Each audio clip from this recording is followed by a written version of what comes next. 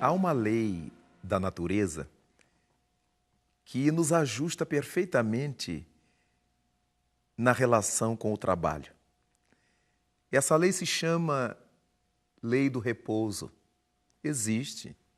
Existe uma lei do repouso, lei divina. Uma vez que Deus nos deu um corpo físico capaz de sofrer com o passar do tempo, capaz de se esgotar com as nossas atividades mais densas, mais rústicas, ou com o passar do tempo, Ele nos dotou de recursos de recomposição desse corpo. Mas para que esses recursos de recomposição se estabeleçam e deem frutos, será preciso que nós colaboremos para isso. É dessa maneira que a lei do repouso, que nós encontramos num livro muito interessante, que é o Livro dos Espíritos, de Allan Kardec, esse trabalho que Deus deseja que a gente realize, tem como respaldo esse descanso que Ele espera que tenhamos. Todas as vezes que trabalhamos excessivamente, ou que trabalhamos muito durante algum tempo, o organismo vai se ressentindo disto. O desgaste vai nos levando a um estado de cansaço, às vezes de irritabilidade, que fez com que se chamasse internacionalmente de estresse. Toda aquela atividade feita e que nos causa um certo distendimento, uma certa distensão comportamental, uma coisa que nos exige muito emocionalmente ou psicologicamente, causa um estresse. E hoje em dia, todo mundo tem estresse. Mas nós chamamos de estresse a tudo. As pessoas que são nervosas, irritadiças, nós dizemos que sujeito estressado. A partir daí, passamos a admitir que esse termo tenha caído no lugar comum e que todo mundo use. E no nosso trabalho excessivo, cansativo, ficamos estressados. E é necessário, então, que procuremos uma forma, uma maneira de desfazer esse estado de distensionamento, esse estado estressante. Exatamente por quê? Porque Deus não pretende que nós trabalhemos até a exaustão. Em O Livro dos Espíritos, chegamos a aprender que deveremos trabalhar até o limite das forças. E cada criatura tem o seu limite de forças. Importante é não nos deixarmos arrastar por essa situação que se torna depois inviável retroceder, porque o corpo adoece. Quando exigimos demasiadamente do nosso organismo, do nosso cérebro, do nosso sistema nervoso, a tendência é que esse organismo sofra, adoeça, se desgaste. Então, vamos pensar no que poderemos fazer para produzir esse descanso. Vamos pensar naquilo que convencionamos chamar lazer. Afinal de contas, o que é o lazer? Para muita gente, lazer é não fazer nada. Lazer é parar totalmente. Lazer é um descanso sem limites. Mas será que é isto mesmo a proposta do lazer para as nossas vidas na Terra? Será que, para atendermos a essa lei divina do descanso, teremos que parar definitivamente? Teremos que interromper definitivamente a nossa atividade? Ou poderemos mudar de ação? Aprendemos que no mundo superior, onde pulsa a espiritualidade superior, onde estão os nossos anjos guardiães, a sua forma de descansar é mudando de atividade. Mas mudar de atividade será trabalho no bem.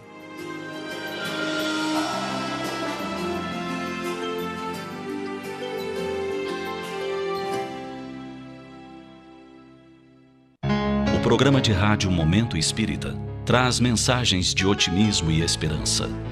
Para conhecer os textos, você pode acessar o site www.momento.com.br. As gravações estão disponíveis em CDs e livros que podem ser solicitados pelo telefone 41 3225 2739 ou pela internet no endereço www.livrariamundoespírita.com.br.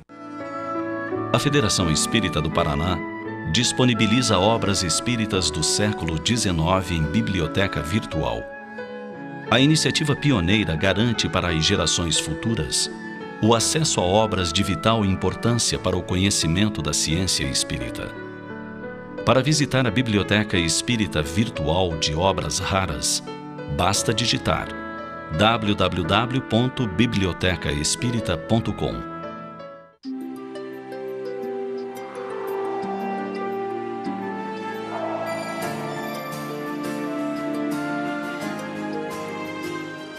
E o que é trabalho no bem? Aprendemos que toda ocupação útil da criatura é um trabalho. Se eu estou pensando no bem, se eu estou fazendo oração, se estou cozinhando, lavando uma peça de roupas, se eu estou caminhando por um jardim, respirando fundo, se é uma coisa positiva que visa positivismo, é um trabalho no bem, é um trabalho. Desse modo, o lazer poderá ser um trabalho, mas um trabalho que não nos exija, que não nos esfalfe. Quanta gente gosta de desenvolver o seu lazer lendo?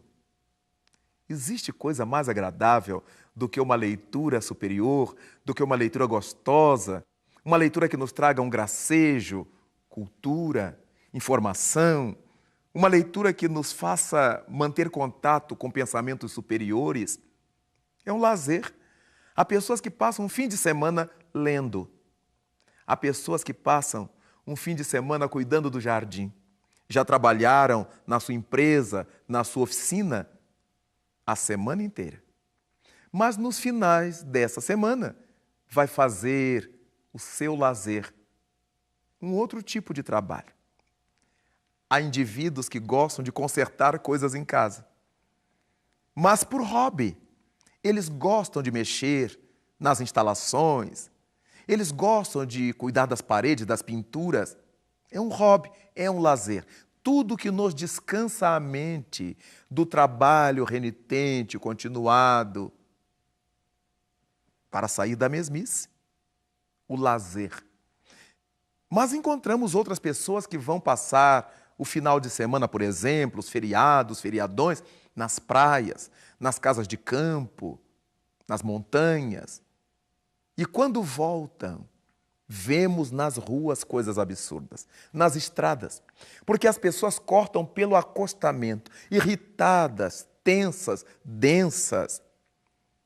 Vemos outros que xingam, que agridem, que dizem impropérios, que fazem maus sinais aos choferes, aos motoristas que estão passando ao seu lado. Mas, afinal de contas, essa pessoa conseguiu fazer o seu lazer ou não? Esse indivíduo descansou ou não? Como é que nós poderemos descansar e voltar pior do que fomos?